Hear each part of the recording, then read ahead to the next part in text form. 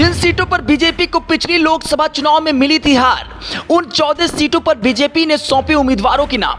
पिछले लोकसभा चुनाव के दौरान यूपी में हारी हुई 14 सीटों पर इस बार परिणाम बदलने के लिए बीजेपी खूब पसीना बहा रही है।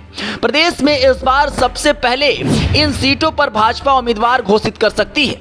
शनिवार को दिल्ली में केंद्रीय नेतृत्व के सामने प्रदेश के सरकार संगठन के चेहरों ने संभावित उम्मीदवारों का पैनल भी रख दिया है।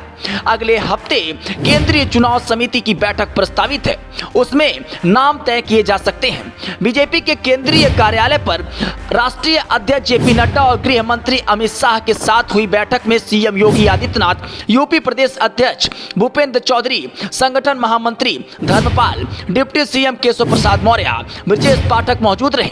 इस दौरान 2019 में यूपी में विपक्ष के कब्जे में गई गाजीपुर, घोसी, नगीना, सहारनपुर, बिजनौर, अमरोहा, श्रावस्ती, अंबेडकर नगर, लालगंज, जौनपुर, मैनपुरी, मुरादाबाद, संभल और रायबरेली सीट के लिए प्रत्याशियों के नाम पर चर्चा हुई। पार्टी ने हर सीट पर 3-3 नामों का पैनल सौंपा है। बीजेपी की नजर यूपी के मिशन 80 पर लगी हुई है, इसलिए जिताऊ चेहरों पर दांव लगाने के लिए कुछ सीटों पर दूसरे दल के आकांक्षियों को भी मौका दिया जा सकता है। अंबेडकर नगर, लालगंज, श्रावस्ती इनमें शामिल है। हारी सीटों में शामिल बिजनौर भाजपा खुद लड़ेगी या गठबंधन होने पर रालोद को देगी, इस पर चेहरे का चयन होना तय होगा।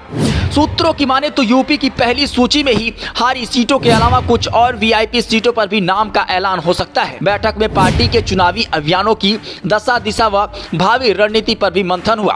परियोजनाओं, कार्यक्रमों के जरिए पीएम का यूपी में नियमित दौरा जारी है। ये सिलसिला और भी तेज होगा। यूपी के मंत्रिमंडल विस्तार की संभावनाओं में बातचीत के कयास लगाए जा रहे हैं। एनडीए का हिस्सा होने के बाद सुबसपा जैसे दल भागीदारी के लगातार इंतजार में है। मंगलवार को होने वाले राज्यसभा चुनाव की रणनीति व संभावनाओं की जानकारी भी केंद्रीय नेतृत्व को दी गई है। Bureau report, Gorakhpur post.